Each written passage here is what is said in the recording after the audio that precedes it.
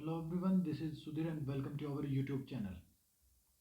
Today we discuss chapter number 5th या फिर आप कह सकते हो आज हम जो डिस्कस करने जा रहे हैं बेटा वो करने जा रहे हैं संयुक्त राष्ट्र संघ और उसके संगठन। तो ये पार्ट नंबर हमारा फर्स्ट होगा बेटा। ये पार्ट नंबर क्या है हमारा फर्स्ट है और इसके अंतर्गत हम जो संयुक्त राष्ट्र जो संघ है या यूनाइटेड नेशन है इनके बारे में डिस्कस है वो करेंगे। तो आपको यदि कुछ प्रॉब्लम लगे तो आप मुझे कमेंट करके बता सकते हैं, नहीं तो मैंने काफ़ी इजी वे में आपके लिए जो नोट्स हैं वो प्रिपेयर हैं वो किए हैं बेटा। और आप यहाँ से जो नोट्स हैं उनको भी उतार सकते हैं और अपनी जो नोटबुक है उनके अंदर लिख सकते हो। तो ये पार्ट नंबर 1 था हमारा और अब हम जो डिस्कस करने जा रहे हैं वो संयुक्त राष्ट्र संघ को ही डिस्कस है वो किया जाएगा बेटा। यहाँ पे आप देख सकते हो संयुक्त राष्ट्र संघ के बारे में। मैं थोड़ा जूम है वो कर देता हूँ। ये लीजिए बेटा संयुक्त राष्ट्र संघ, पहले हेडिंग लिखेंगे आप संयुक्त राष्ट्र संघ क्या है। तो एक ये अंतर्राष्ट्रीय संगठन है। संयुक्त राष्ट्र संघ क्या है? एक अंतर्राष्ट्रीय संगठन है जिसकी स्थापना 24 अक्टूबर 1945 को हुई थी। ये सबसे पहले जो लीग ऑफ नेशन है, ठीक है ना, आप याद रख सकते हो कि जो 1919 में बना था league of nation, league of nation, उसका उत्तराधिकारी है वो माना जाता है। इसको किसका उत्तराधिकारी माना जाता है? इसको माना जाता है लीग ऑफ नेशन, जो प्रथम विश्व युद्ध के बाद जो अंतर्राष्ट्रीय जो संस्था बनी थी उसका उत्तराधिकारी है वो माना जाता है बेटा। भारत इसका जो सदस्य है वो 30 अक्टूबर 1945 को बना था। भारत इसका जो सदस्य है वो कब बना था? 30 अक्टूबर 1945 को। और आज वर्तमान समय में संयुक्त राष्ट्र संघ में कितने सदस्य हैं? 193 सदस्य है। तो ये भी याद रख सकते हैं, दो चीज़ें हैं वो आपको याद रखनी होंगी। एक तो स्थापना, एक आप यहाँ से याद रखोगे स्थापना।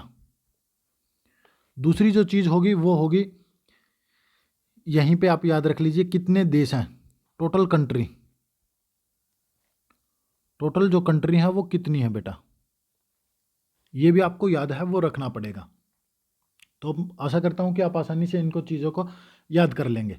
एक इंडिया की भी है वो याद कर लीजिए, कब बना था इंडिया? 30 अक्टूबर 1945 को ही, 6 दिन बाद।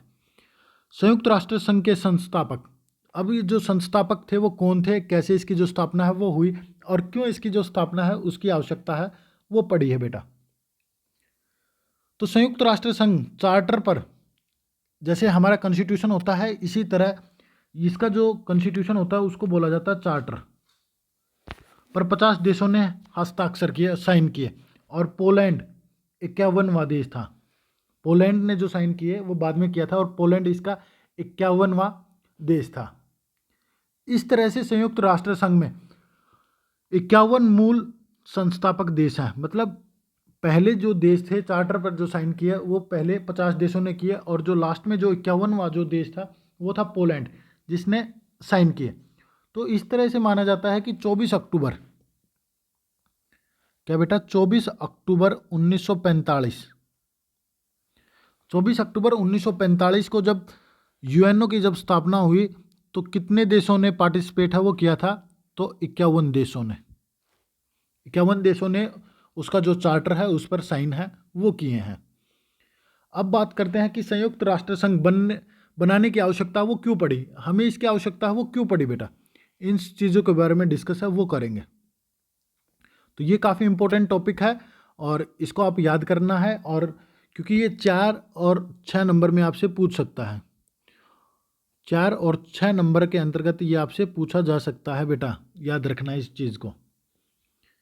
कुछ प्रॉब्लम है तो आप मुझे कमेंट करके बता सकते हैं, मैं दोबारा से उस टॉपिक को रिवीजन है वो भी करा दूंगा। प्रथम विश्व युद्ध, पहला जो विश्व युद्ध है वो 1914 से लेकर 1918 तक लड़ा गया और दुनिया को इस बात से के लिए जगा दिया गया कि झगड़ों के निपटारे के लिए कोई अंतर्राष्ट्रीय संगठन है वो जरूरी है। पहला जो विश्व युद्ध है उसने पूरे विश्व को एक मतलब जागरूक है वो कर दिया कि एक अंतर्राष्ट्रीय संस्था है वो होनी चाहिए, एक अंतर्राष्ट्रीय जो संस्था है वो होनी चाहिए ताकि जो मामले हैं, ठीक है ना, जो युद्ध या फिर जो झगड़े हैं या फिर और भी तरह के जो मामले हैं उनसे सुलझाया जा सके। इसके बाद लीग ऑफ नेशन, जो अभी अभी मैंने आपको बताया था, लीग ऑफ नेशन का जन्म हुआ। पहले विश्व युद्ध के बाद लीग ऑफ नेशन का जन्म है वो हुआ। शुरुआत में यह संगठन कामयाब रहा, शुरुआती दौर में ये जो संगठन है वो कामयाब रहा, लेकिन दूसरे विश्व युद्ध 1939 से लेकर 1945 को यह रोक नहीं सका। लेकिन यह जो दूसरा विश्व युद्ध हुआ तो उसको रोकने में ये सक्षम नहीं रहा। ऐसे में एक बार फिर आवश्यकता पड़ी। क्या हुआ, लीग ऑफ नेशन है वो फेल हो गई, तो हमें एक अलग जो संगठन है उसकी आवश्यकता है वो पड़ी बेटा। तो अब उसके बारे में डिस्कस करते हैं कि कोई एक मजबूत अंतर्राष्ट्रीय संगठन है वो होना चाहिए। तो पहली बार हमें आवश्यकता पड़ी कब, जो प्रथम विश्व युद्ध है उसके बाद, और दूसरी बार हमें आवश्यकता पड़ी कि एक अंतर्राष्ट्रीय जो संगठन है वो मजबूत होना चाहिए, लीग ऑफ नेशन की तरह नहीं होना चाहिए, जो विश्व के विभिन्न देशों के झगड़ों को निपटारा कर सके, जो विभिन्न जो देश हैं उनके देशों का जो निपटारा है वो कर सके बेटा, और विभिन्न देशों को एक साथ एक मंच पर ला सके, विभिन्न देशों को एक साथ एक मंच पर ला सके। ऐसे में लीग ऑफ नेशन का उत्तराधिकारी के रूप में, लीग ऑफ नेशन के उत्तराधिकारी के रूप में संयुक्त राष्ट्र संघ की जो स्थापना है वो की गई। तो आप मुझे जल्दी से कमेंट करके बताएंगे अभी जो संयुक्त राष्ट्र जो संघ है इसकी स्थापना कब हुई, जल्दी से, या फिर इसका उत्तराधिकारी, इसको किसका उत्तराधिकारी है वो माना जाता है। तो ये था आपके लिए होमवर्क। अब बात करते हैं संयुक्त राष्ट्र संघ के उद्देश्य।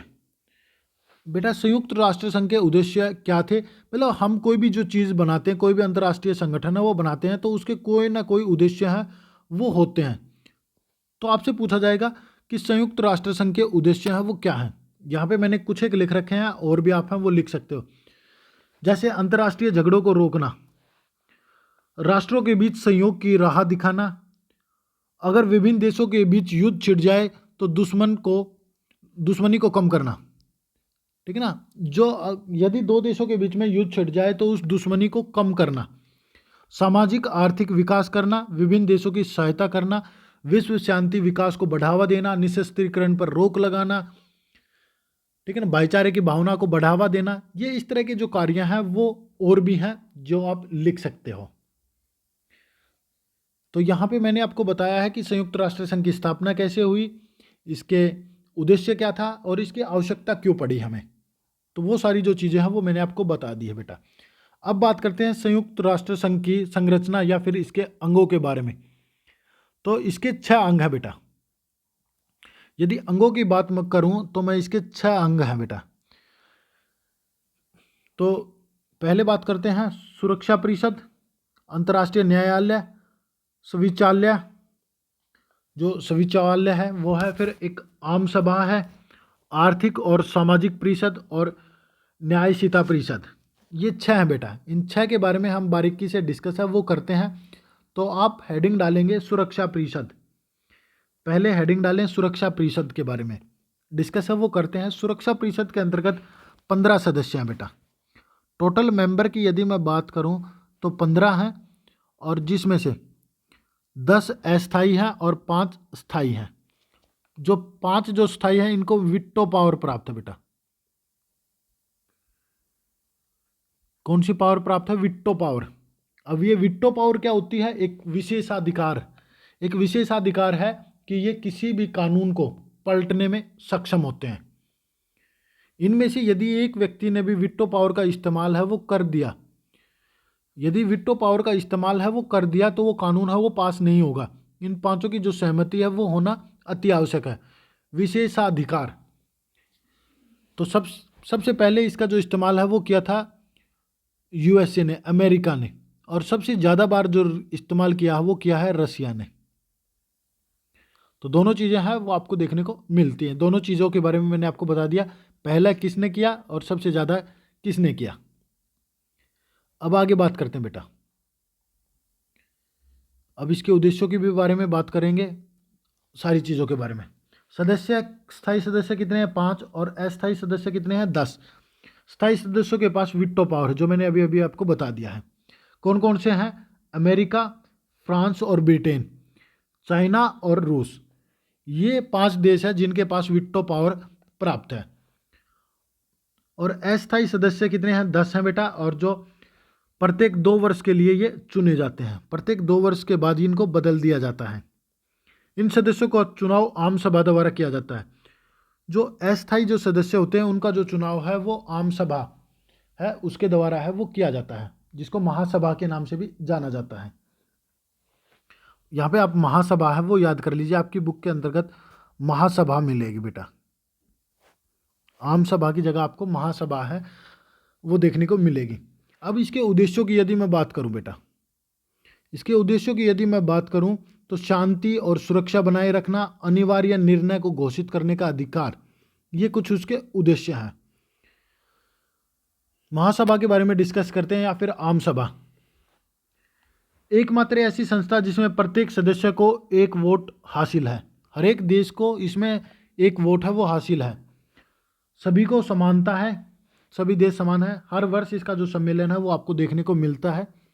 महासभा संयुक्त राष्ट्र संघ के घोषणा पत्र में आने वाले समस्त विषयों पर विचार करती है और विवाद का मंच है।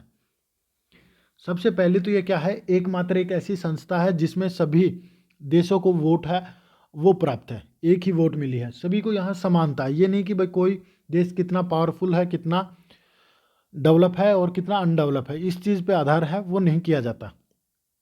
हर वर्ष इसका जो सम्मेलन है वो आपको देखने को मिलता है और महासभा द्वारा जो समस्त जो विषय हैं उन पर विचार किए जाते हैं और ये विवाद का मंच भी इसको कहा जाता है, क्योंकि यहाँ पे जो फैसले हैं, जैसे हमारी संसद के अंतर्गत जो फैसले होते हैं वो सभी जो फैसले हैं वो यहाँ पे किए जाते हैं। अब बात करते हैं अंतर्राष्ट्रीय न्यायालय। अंतर्राष्ट्रीय जो न्यायालय है वो नीदरलैंड के हेग में स्थित है और 1980 तक काफ़ी कम प्रयोग किया जाता था। इसका जो प्रयोग है वो 1980 तक काफ़ी कम प्रयोग है वो किया जाता था।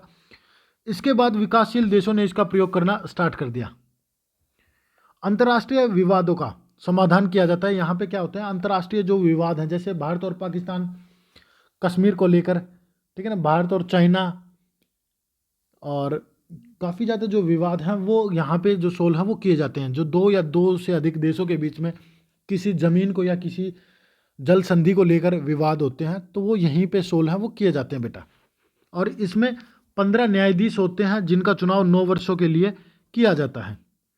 आम सभा और सुरक्षा परिषद दोनों में पूर्ण बहुमत द्वारा होता है कि ये जो न्यायाधीश चुने जाते हैं वो महासभा और सुरक्षा परिषद में दोनों में क्या होने चाहिए, उसको पूर्ण बहुमत है वो प्राप्त होना चाहिए, जब भी वो क्या बनेगा, न्याय जो अंतर्राष्ट्रीय जो न्यायालय है इसका न्यायाधीश है वो बनेगा बेटा। अब बात करते हैं सचिवालय के। सचिवालय क्या है, अन्य प्रमुख संगठनों के कार्य के लिए अंतर्राष्ट्रीय स्टाफ की आवश्यकता पड़ती है। मतलब क्या है, अन्य जो प्रमुख जो संगठन है उनके कार्य के लिए अंतर्राष्ट्रीय स्टाफ की आवश्यकता है वो पड़ती है।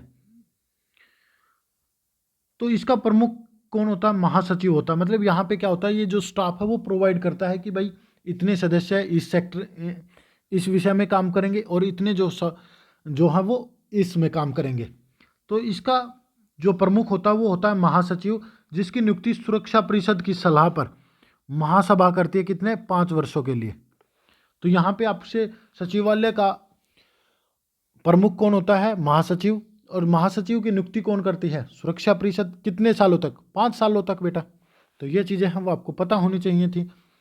अब डिस्कस करते हैं बेटा किसके बारे में, हम आर्थिक और सामाजिक परिषद के बारे में, और फिर इसके बाद हम न्यायशीता के बारे में डिस्कस है वो करेंगे। आर्थिक और सामाजिक जो परिषद है बेटा, इसमें 54 सदस्य हैं। सदस्यों की जो संख्या है वो 54 है। सदस्य देशों का चुनाव महासभा द्वारा या आम सभा द्वारा 3 सालों के लिए करती है। तो इनका भी जो चुनाव हो कौन करती है, महासभा ही करती है 3 सालों तक। सभी भौगोलिक क्षेत्रों का प्रतिनिधित्व हो। ये जो देश जो चुने जाते हैं वो सभी भौगोलिक क्षेत्रों का जो प्रतिनिधित्व है वो करते हैं। ये नहीं कि केवल इंडिया से चुना गया है तो केवल इंडिया का नहीं, वो इंडियन सब कॉन्टिनेंट का भौगोलिक क्षेत्र का प्रतिनिधित्व होगा। इस प्रकार सदस्यों को चुनाव हो वो किया जाता है, मतलब सभी जो सदस्य है वो मिलकर उसका जो चुनाव है वो करते हैं और अपना आर्थिक और सामाजिक परिषद के अंतर्गत अपने जो सदस्य हैं उनको नियुक्ति करती है। कौन? महासभा या आम सभा। न्यायसीता परिषद, ये इसका आखिरी भाग है। 6 अंग जो मैंने बताए थे। तो न्यायसीता परिषद क्या होता है? इसका उद्देश्य दूसरे विश्व युद्ध के दौरान पराजित देशों की संपत्ति को लूटना था। दूसरे विश्व युद्ध के दौरान जो देश हार गए थे उनकी संपत्ति को लूटना ही इसका प्रमुख उद्देश्य था। इन देशों की अर्थव्यवस्था में सुधार का प्रयास करना और बाद में क्या करना? सुधार भी करना। इनमें 11 देशों को रखा गया था। 1994 के बाद इसे समाप्त कर दिया गया। इसमें क्या किया गया था? 11 देशों को रखा गया था और बाद में 1994 के अंतर्गत इसको जो समाप्त है वो कर दिया गया। तो ये था हमारा यूएनओ का टॉपिक बेटा। यूएनओ है वो मैंने कंप्लीट है वो करा दिया है यहाँ पे। अब हम बात करेंगे यूएनओ की कुछ एजेंसियां हैं, जैसे यूनेस्को हुआ, डब्ल्यूएचओ है, डब्ल्यूटीओ है। इन चीज़ों के बारे में डिस्कस है वो करेंगे हम आगे नेक्स्ट क्लास के अंतर्गत। तो आशा करता हूँ कि आपको वीडियो है वो अच्छी लगी होगी, और वीडियो आपको अच्छी लगी हो तो लाइक करें, शेयर करें और चैनल को सब्सक्राइब जरूर कर लीजिए ऐसी ही वीडियो देखने के लिए। चलिए मिलते हैं नेक्स्ट क्लास में नेक्स्ट टॉपिक के साथ। Thank you and thank you very much.